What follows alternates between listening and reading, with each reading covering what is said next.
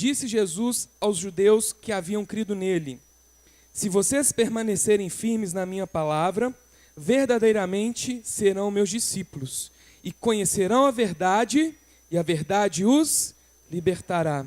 Senhor, em nome de Jesus, nós queremos colocar nossas vidas diante de Ti, que possamos juntos aqui, Senhor, meditar sobre a Tua palavra, sobre os Seus ensinamentos, e que o Senhor trabalhe em nossos corações, para que possamos realmente viver essa palavra, esses ensinamentos. Então nos dê condições para isso, ó Deus, em nome de Jesus, amém. Pode se assentar.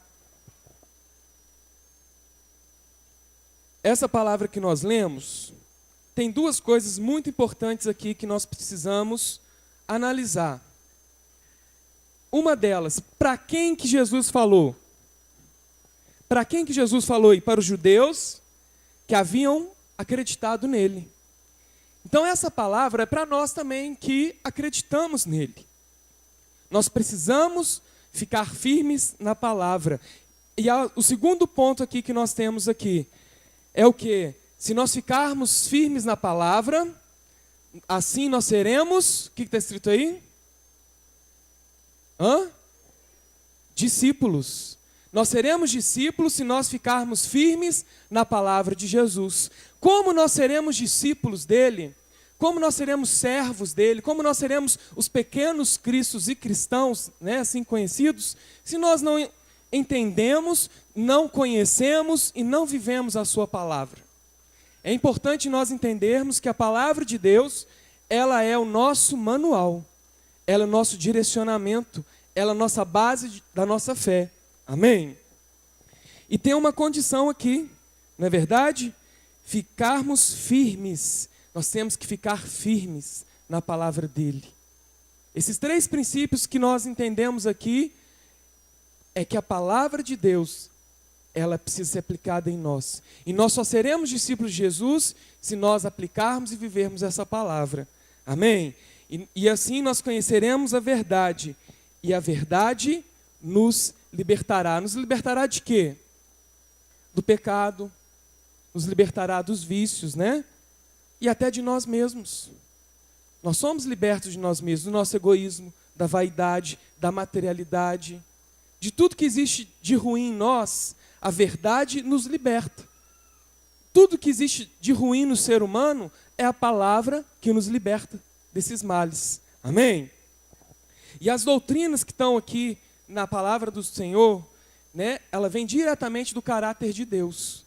Deus mesmo inspirou, né, as pessoas que escreveram essas palavras. Foi um manual que foi deixado a nós para que nós pudéssemos nos tornar pessoas melhores, maridos melhores, esposas melhores, pais melhores, cidadãos melhores, funcionários melhores, patrões melhores. Tudo isso foi deixado para nós com o objetivo de nós convivermos uns com os outros em harmonia, em amor e juntos pregarmos o Evangelho para que as pessoas sejam alcançadas. Amém? Esse é o objetivo da palavra que foi deixada para nós. São histórias reais de homens e mulheres de fé que viveram nessa terra, viveram para o Senhor, cumpriram o chamado, passaram por lutas, por dificuldades, alguns caíram, alguns erraram, e mesmo assim o Senhor deixou as histórias deles, as experiências deles para nós, para que nós pudéssemos aprender com as experiências, tanto as positivas quanto as negativas. Amém? E o Evangelho de Jesus Cristo, né, que é praticamente aqui todo o Novo Testamento, né, a gente fala que tem os 4 evangelhos, Mateus, Marcos, Lucas e João, mas quando a gente fala Evangelho, a gente se refere ao Novo Testamento. E o Novo Testamento tem alguns princípios básicos. Primeiro deles, fala que Deus é amor. Deus é um Pai amoroso, Deus é um Pai bondoso, Deus é um Pai que nos ama. A criança acho que está perdida ali, ó. A mãe e o pai ali, dão socorro nele ali. Né? Deus é amor, Deus é um Pai amoroso. Como eu falei aqui domingo passado, Deus nos ama tanto, que qual foi o propósito eterno de Deus? Falei domingo passado aqui. Qual é o propósito eterno de Deus para nossas vidas? A salvação é um meio. Qual que é o propósito eterno de Deus? A vida eterna para cada um de nós. Deus quer viver eternamente conosco. A salvação através de Cristo Jesus é um meio de nós nos achegarmos e nós tivermos acesso, de nós termos acesso à vida eterna. Então o Evangelho traz esse amor de Deus para conosco, que enviou o seu Filho Jesus. Outra característica do Evangelho é o perdão dos pecados mediante a fé em Jesus Cristo. Só através de Jesus Cristo nós temos o perdão dos nossos pecados. Como era no Antigo Testamento? No Antigo Testamento era através dos sacrifícios, não é verdade? Mas o Novo Testamento, a nova aliança veio trazer que o perdão pelos nossos pecados seria através de Jesus Cristo, que morreu na cruz por nós. Essa é outra característica do Evangelho. Mais uma, a consolação mediante o Espírito Santo. É o Espírito Santo que nos consola. É o Espírito Santo que nos convence, que nos ajuda, que nos impulsiona. Amém? É através do Espírito Santo. É outra característica que o Evangelho traz para nós. Jesus falou que deixaria o Consolador. É mais uma característica que nós temos que guardar na nossa mente, no nosso coração e viver. Nós precisamos compreender os princípios básicos da Bíblia. O que é o Evangelho, o que é a Bíblia. Então, o Evangelho é caracterizado por essas coisas. Mais uma característica do Evangelho. Ele traz para nós a imortalidade da alma. Sabia que a sua alma é imortal? Seja ela para a vida eterna em Deus, e se não for em Deus é onde? Para a condenação eterna. Então a nossa alma é eterna. E a outra característica básica do Evangelho é que nós temos a ressurreição dos mortos. E a prova disso é quem que ressuscitou? Jesus. E a Bíblia diz que quando o véu se rasgou, o que aconteceu? O que aconteceu quando o véu se rasgou? Quando Jesus morreu na cruz, o véu se rasgou e o que aconteceu com os mortos? Ressuscitaram. E a Bíblia diz que todos que morreram, que aceitaram em Cristo, naquele grande dia, quando Jesus vier buscar a sua igreja, ressuscitarão. Então nós temos a ressurreição dos mortos também como princípio básico do Evangelho. E essas doutrinas, são de grande interesse para a humanidade. A Bíblia é o manual mais completo que existe sobre o ser humano. É o manual mais completo. Nenhum sistema de crença, mais racional que seja, nenhum pensador da antiguidade, ou um pensador mais moderno da atualidade, nunca escreveu nenhum manual tão completo do ser humano quanto a Bíblia. Que há 20 séculos, pelo menos, está aqui disponível para nós. E nunca foi substituído por nenhum outro manual. Existe a psicologia, existe a filosofia, existe outras doutrinas, mas elas existem lacunas que não podem ser preenchidas. Somente a Bíblia tem explicação para o ser humano. Só a Bíblia tem a motivação do ser humano por completo.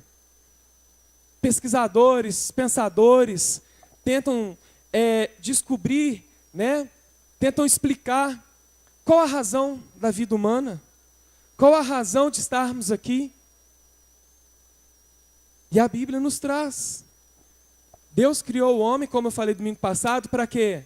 Para viver eternamente com Ele, como filhos. Deus criou o homem para ter filhos e viver eternamente com eles. Dostoiévski, que foi um grande pensador, disse uma frase que ficou marcada por toda a humanidade. Existe no homem um vazio do tamanho de Deus. E só Deus preenche esse vazio que existe no homem. Amém? Só Deus existe. Só Deus preenche esse vazio. E por que a gente fala isso? O que nos dá essa certeza? A palavra. A palavra é a verdade, a palavra é absoluta. Nós, como cristãos, nós cremos que a Bíblia é o nosso manual de fé. Amém? E os princípios, ordenanças, deveres e promessas que são liberadas a nós, estão aqui. E a palavra do Senhor não volta vazia, ela é fiel, a palavra viva. Amém? Ela traz deveres do ser humano para com seu semelhante. A palavra de Deus exige de nós integridade e amor. E como é difícil viver o amor o tempo todo. Principalmente quando nós discordamos dos pensamentos do nosso semelhante. Não é verdade? É fácil você viver em amor, viver em paz, com uma pessoa que pensa como você. Difícil é conviver em integridade e amor quando há divergências de pensamentos. Não é verdade? De ideias. Como é difícil? É difícil para mim também. Às vezes Deus tem que me dar umas cacetadas para eu voltar para o eixo, porque é difícil. Os temperamentos, os relacionamentos são difíceis. Como eu disse aqui domingo passado, os dedos das mãos não são iguais. Nós também não somos. Mas quando nós nos aproximamos do caráter de Cristo, as diferenças, o que acontecem com elas? Elas diminuem. E nós caminhamos juntos, caminhamos melhores, baseados na palavra e no caráter de Cristo. Amém? E a palavra do Senhor, ela traz para nós alguns deveres cívicos e sociais nas relações humanas. Por exemplo, relações de governantes e o povo, relações de patrões e funcionários, de funcionários e patrões, relações de marido e mulher, de pais e filhos. Tem essas relações todas na Bíblia. A palavra do Senhor nos traz como devemos agir em meio às diversidades, em meio aos problemas. A palavra do Senhor é viva e eficaz. E ela também traz alguns deveres pessoais, temperança. Como é difícil ter temperança? Domínio próprio, mansidão, não é verdade? Mas nós precisamos ler a palavra e ela vai nos enchendo e o Espírito Santo vai trabalhando nas nossas vidas, amém? Amém, meus irmãos? O Espírito Santo vai trabalhando, mas nós precisamos nos alimentar dessa palavra, nós precisamos meditar nela. Também traz alguns deveres, como a castidade. O que é castidade? O que é castidade? É a abstinência dos prazeres da carne, dos prazeres sexuais, da pornografia, da traição, né? Dos prazeres mundanos. Traz a castidade para nós como princípio. A palavra também nos traz a compaixão por vidas, compaixão pela necessidade do outro. Ela nos traz isso, nos traz esse princípio. E como é difícil ter compaixão? Não, ter compaixão não é difícil, é fácil. Difícil é você se compadecer pelo outro. Você agir de maneira de amor, de agir com paixão pelo próximo. Nós precisamos agir com paixão, amém? A Bíblia também traz bons princípios e nos ensina a fazer a vontade divina. A palavra do Senhor nos ensina qual é a vontade de Deus para nós. A Bíblia traz os princípios que Deus quer que nós pratiquemos, os princípios que Deus quer que nós vivamos. Amém? Fala para o seu irmão aí. Deus deixou o seu manual, onde está escrito a sua vontade. Amém? E a Bíblia também traz para nós, no Evangelho, o caráter de Cristo, que é uma parte essencial do Evangelho, de nós cristãos. Nós precisamos ter o caráter de Cristo em nós. Quase todos os mestres que a Bíblia traz, todas as religiões, têm manchas no seu caráter, tem falhas no seu caráter. Eu tenho as minhas falhas, você tem as suas, todos nós temos. Mas existe um que não tem: Jesus. Não tem. Por isso o caráter dele é exemplo para nós. Por isso o caráter dele deve ser seguido. Nem amigos, nem inimigos conseguiram achar algo para culpar Jesus. A Bíblia diz isso. Ninguém conseguiu imputar-lhe culpa alguma. Por quê? Porque ele era perfeito. Ele é perfeito, amém? Nele nós vemos devoção. No caráter de Cristo nós vemos humildade, paciência, benignidade, benevolência, mansidão e prudência. E nós precisamos imitá-lo. Nós precisamos imitar esse caráter. Eu preciso imitar Jesus. Eu preciso pegar essa palavra e meditar nela para que a palavra entre no meu coração, entre na minha mente e o Espírito Santo me ajuda a ser confrontado. E é assim com cada um de nós, amém? Os princípios religiosos e morais do Evangelho estão acima de qualquer sistema criado pelo ser humano, porque são mandamentos do próprio Deus. Os princípios bíblicos são mandamentos do próprio Deus. Eu coloquei uma observação ali sobre o movimento esquerdista no Brasil. Eu quero falar um pouquinho aqui, abrir um parênteses para falar sobre a esquerda na política. Se você é esquerdista, meu irmão, você não é cristão.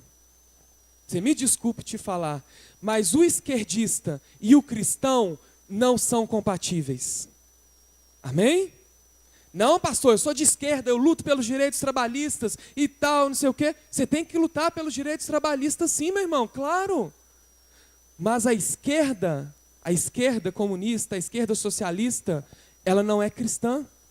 Se você pegar os princípios da esquerda, você vai ver lá que um deles é enfraquecer a família, enfraquecer a fé e a religião. Então, como você vai ser esquerdista? Se a palavra fala que nós somos conservadores, se a Bíblia é conservadora, se a Bíblia nos traz princípios morais e a esquerda quer destruir os princípios morais, quer colocar a libertinagem sexual, a ideologia de gênero, como você vai ser esquerdista, meu irmão? Então você não é cristão.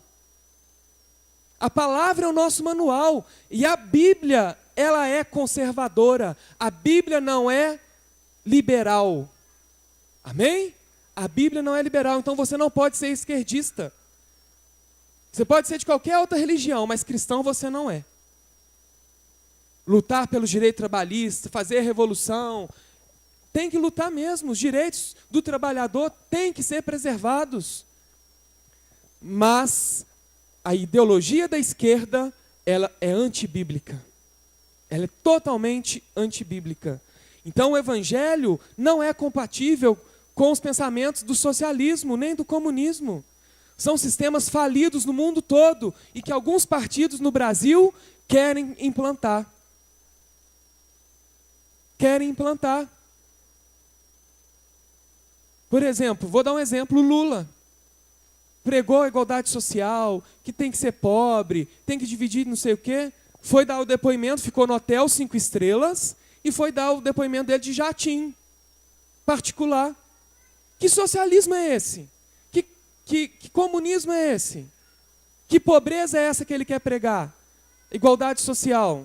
Você anda de jatinho? Você fica em hotel 5 estrelas? Ele ficou. Não é incoerente a esquerda no nosso país? Então nós precisamos, como cristãos, ter a Bíblia como nossa verdade absoluta. E a Bíblia é de direita. A Bíblia é conservadora. A Bíblia não é liberal. Amém? Vamos lá. Meu irmão, você tem que continuar me amando, amém? Porque é a Bíblia. Amém? Você tem que me amar. Mesmo se você não gostar do que eu falei, mas é verdade. A Bíblia, ela não é liberal. A Bíblia é conservadora, é de direita. Amém? O Novo Testamento é rico em lição de moral. Se nós pegarmos o Novo Testamento, nós vamos ver, por exemplo, no Sermão do Monte. Jesus nos dá várias lições de moral. Se nós pegarmos as cartas de Paulo, se nós pegarmos as epístolas, se nós pegarmos as parábolas de Jesus, são cheias de moral, são cheias de princípios morais para nós. Não são princípios liberais, não são princípios de libertinagem, de ideologia de gênero. É? Não! São cheias de princípios morais para nós. E esses princípios nos fará bons vizinhos. As pessoas precisam ver em nós os cristãos verdadeiros, os cristãos genuínos. Nos fará bons cidadãos, bons amigos, boas pessoas. É isso que o Evangelho traz para nós. Como ser esse tipo de pessoa. Como ser pessoas melhores na face dessa terra. É isso que a Bíblia traz para nós. A verdade absoluta do Senhor traz esses princípios para nós. E, como eu disse aqui, nenhum manual conseguiu substituir tão bem a Bíblia. Ela foi perseguida, tentaram queimar a Bíblia, destruir a Bíblia. Mas ela está viva, ela permanece até hoje. Sabe por quê? Porque ela é a palavra de Deus. E o homem não pode destruir e impedir que a palavra faça efeito na sociedade. Amém? Vocês sabiam que se nós vivêssemos há 500 anos atrás, nós não teríamos acesso à Bíblia? Foi depois da Reforma Protestante que a Bíblia começou a ser distribuída. 500 anos atrás, quando o Brasil estava sendo descoberto. A Bíblia, ela ficava somente nos altos cargos da igreja romana. Tinha acesso os padres, os cardeais, o papa. E eles não queriam que a Bíblia chegasse às pessoas. Por quê? Por quê? Queriam escravizar as pessoas. Hoje nós somos livres. Amém? Nós somos livres, nós temos acesso a essa palavra. Porque nós conhecemos a verdade. Quando você não tem conhecimento, quando você não sabe das coisas, é fácil de manipular as pessoas. E é isso que a liderança romana queria. Segurar o povo. Ordenar, né, no cativeiro ali, debaixo de chicote, debaixo de espada. E nós tivemos acesso a essa palavra. Nós tivemos acesso à Bíblia. Ela foi traduzida para milhares e milhares, milhões de pessoas. Hoje ela chega nas nações, porque pessoas pagaram um preço para que isso acontecesse. Nós precisamos amar a Bíblia, amém? Precisamos amar a palavra do Senhor. E a Bíblia, ela foi escrita, se nós pegarmos, né, os manuscritos, nós vamos ver que a Bíblia foi escrita durante 1.600 anos. Durante 1.600 anos que ela demorou para ser escrita. Foi escrita em épocas diferentes, foi escrita por pessoas diferentes e em regiões diferentes. Ou seja, como poderia, durante 1.600 anos, pessoas diferentes, lugares diferentes, trazer a mesma mensagem? Todas direcionam para quem? Tanto no Antigo Testamento quanto no Novo. Para Jesus. As profecias do Antigo Testamento se referem a Jesus, levam a Jesus. Então existe um equilíbrio, elas são conexas, elas conversam e elas não têm divergências. Por que será? Será numa época que não tinha televisão, não tinha eletricidade, não tinha internet, não tinha telefone, não tinha carro para as pessoas se deslocarem? Como que isso acontecia? Como isso aconteceu? Durante 1.600 anos, tantas pessoas diferentes e todas têm o mesmo princípio bíblico, têm o mesmo princípio, né? Por quê? Porque foi inspirado pelo Espírito Santo. Porque é a palavra de Deus revelada a nós. Em diferentes épocas, diferentes pessoas, diferentes locais, mas elas trazem a mesma mensagem. Foi à toa? Não. Deus queria algo com isso. O que Deus quis? Que nós entendêssemos. Vamos supor que a Bíblia tivesse sido escrita 100 anos, durante 100 anos, na mesma região, por um grupo pequeno de pessoas. O que ia acontecer com os grandes pensadores? Eles iam descaracterizar, desmoralizar a Bíblia. Não, isso aí foi escrito numa determinada região, numa determinada época, por um determinado grupo de pessoas. Mas não, foram 1.600 anos. Muitas pessoas escreveram em muitos locais diferentes a mesma mensagem. Para que hoje nós pudéssemos acreditar e crer que realmente isso aconteceu porque foi inspirado pelo Espírito Santo. Amém? Você precisa entender isso hoje, essa noite. Quando alguém questionar com você, né, mas a Bíblia foi escrita por homens, você tem que dar essa explicação. Como? Se não foi inspirada por Deus, por quem seria? E ela está viva, firme, forte e atual durante pelo menos 20 séculos. 2.000 anos, pelo menos, a palavra de Deus é viva e eficaz e nos ensina, nos molda, nos modifica. Amém? Eles não combinaram nada. Os escritores da Bíblia não concordaram nada entre si. Mas ela se sustenta. E se toda a humanidade, aceitasse a Bíblia como revelação divina e obedecesse a Bíblia como deve ser obedecida, nós não teríamos presos, nós não teríamos famílias divididas, famílias com divórcios, nós não teríamos problemas sociais que nós temos hoje, nós não teríamos a desigualdade social que nós vivemos hoje.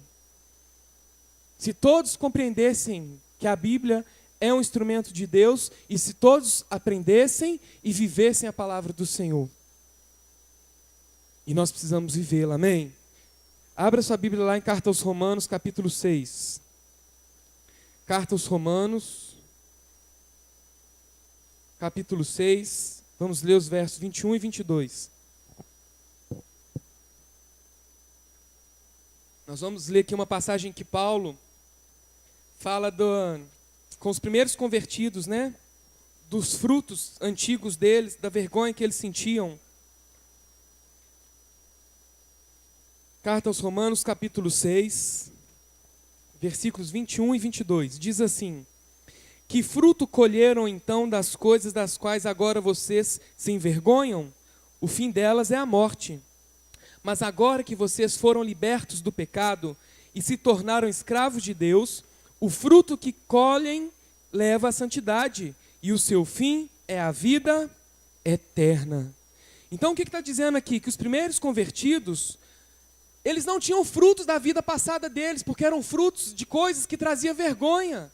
Assim como a nossa vida passada antes de Cristo Jesus. Antes de nós conhecermos Jesus, se nós analisarmos, nós temos uma vida de pecado, uma vida atrapalhada, que nos traz muitas das vezes vergonha, não é verdade?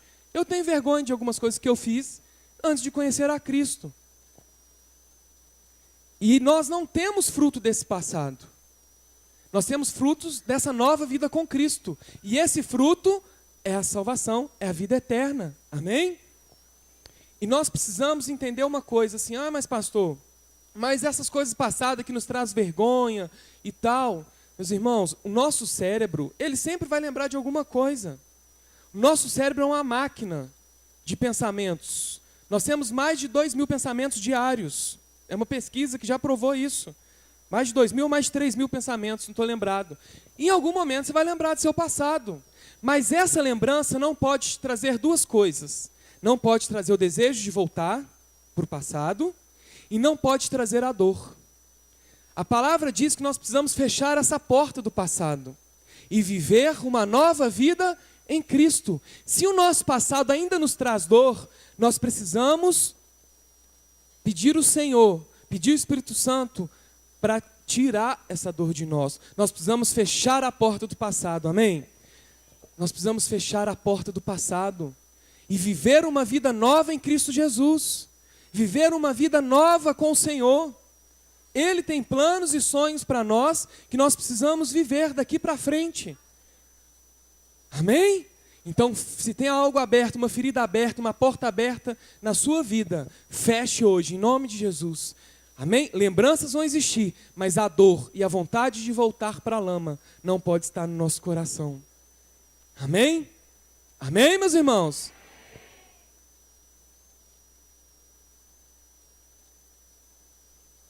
Um escritor romano, como nós lemos aqui, que Paulo falou isso, que os frutos passados traziam vergonha, e aí vieram os novos convertidos da igreja primitiva lá após a ressurreição de Jesus. E um escritor romano chamado Plínio escreveu uma carta para o imperador da época. E ele começou a elogiar, o posicionamento daqueles novos cristãos, daqueles novos convertidos, que eles eram cheios de amor, de benignidade, de compaixão, de amor pelo próximo. E Plínio ali começa a falar com o imperador que eram posicionamentos e comportamentos que deveriam ser imitados. Por que que o escritor romano percebeu isso naqueles novos convertidos? Porque eles tinham ali o amor de Cristo. Porque eles viviam os ensinamentos da palavra que era ensinada, da palavra que foi deixada por Jesus ali, os ensinamentos que foram deixados por Jesus, eles estavam vivendo aquilo, sendo obedientes à palavra, e isso trouxe um constrangimento na sociedade que eles viviam, isso trouxe um crescimento explosivo da igreja de Jesus. A igreja de Jesus mais cresceu nos 300 primeiros anos depois da morte de Cristo. Por quê? Porque eles estavam ali naquele amor inflamado, né? Obedecendo a palavra do Senhor. E nós hoje, nós precisamos obedecer também. Por que que isso esfriou em nós? Sabe por quê? Porque nós estamos usando a Bíblia apenas para vir na igreja no domingo.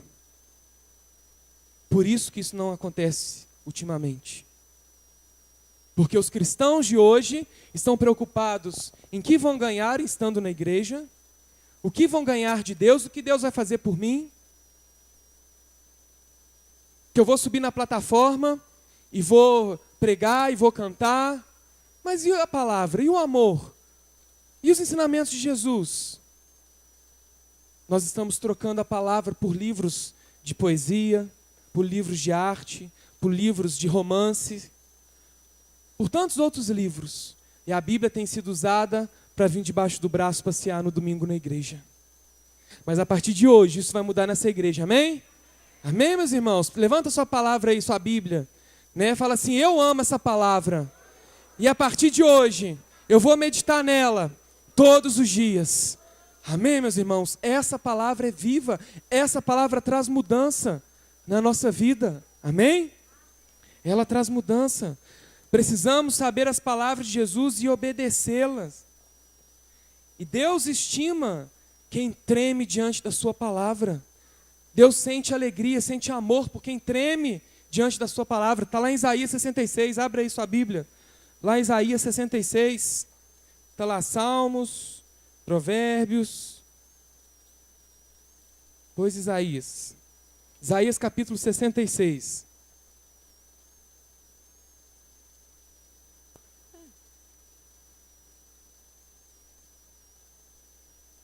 Livro do profeta Isaías, capítulo 66. Nós vamos ler os versículos 1 e 2. Diz assim: assim diz o Senhor, o céu é o meu trono, e a terra o estrado dos meus pés. Que espécie de casa vocês me edificarão? É este o meu lugar de descanso? Não foram as minhas mãos que fizeram todas essas coisas, e por isso vieram a existir? Pergunta o Senhor. A este eu estimo, ao humilde e contrito de espírito, que treme diante da minha palavra. Amém? Vamos ler esse versículo de novo, essa parte aí.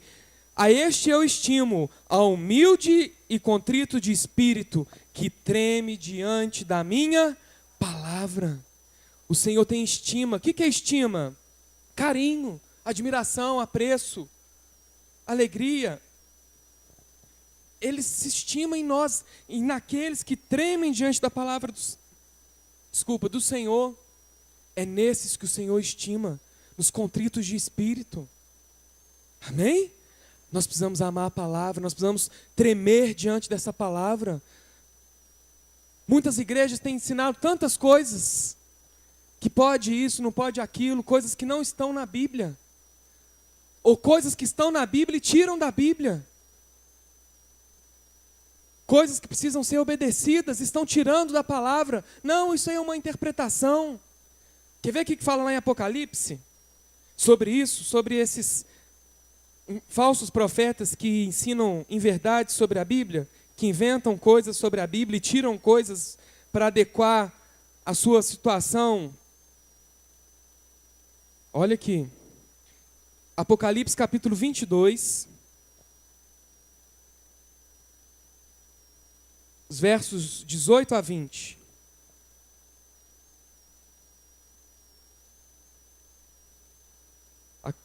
Apocalipse, capítulo 22, versículos 18 a 20.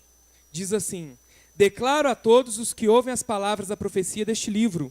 Se alguém lhe acrescentar algo, Deus lhe acrescentará as pragas descritas neste livro.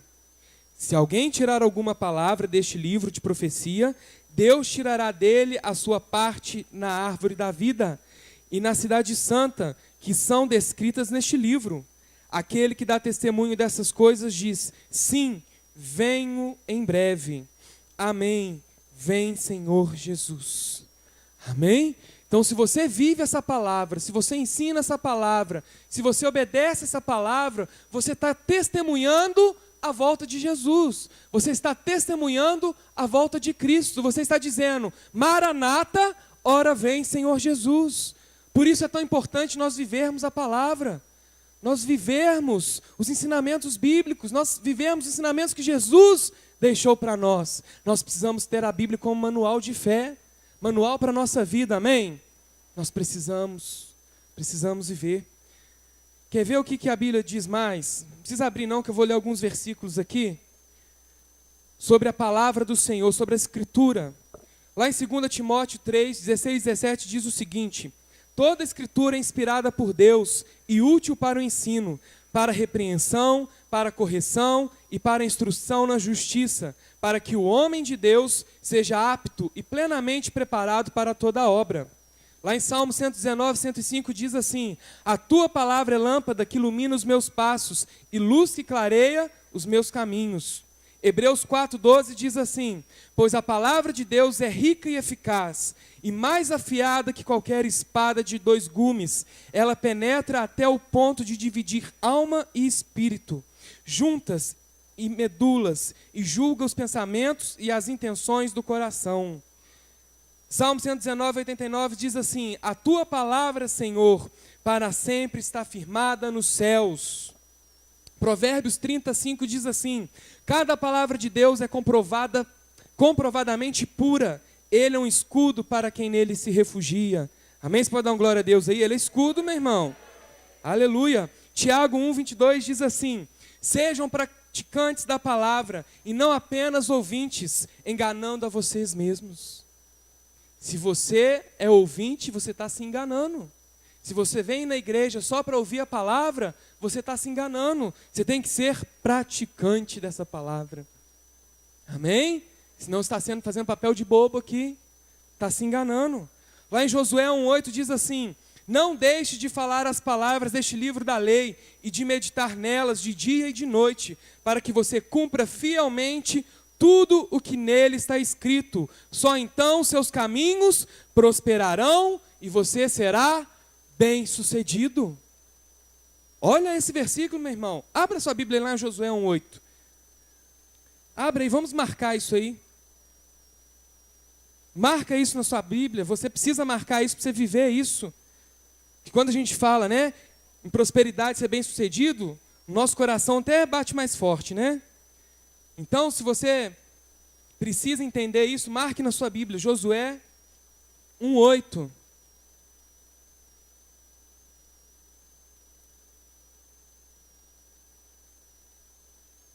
Diz aí, vamos ler novamente: não deixe de falar as palavras desse livro da lei e de meditar nelas. Temos que meditar nelas de dia e de noite, para que você cumpra fielmente tudo que nele está escrito. Só então seus caminhos prosperarão e você será bem-sucedido. Temos que meditar nessa palavra, temos que seguir essa palavra, temos que cumprir fielmente essa palavra, amém? Só assim nossos caminhos prosperarão, só assim nós seremos bem-sucedidos naquilo que nós fazemos, só assim, meus irmãos. Lá em Salmo 33, versículo 4 diz: pois a palavra do Senhor é verdadeira e Ele é fiel em tudo o que faz. Amém? Ele é fiel em tudo o que faz. Faça esse compromisso de ler e meditar na palavra. Como lemos aqui no início, a verdade nos liberta. A palavra nos liberta. Amém? Ela nos liberta.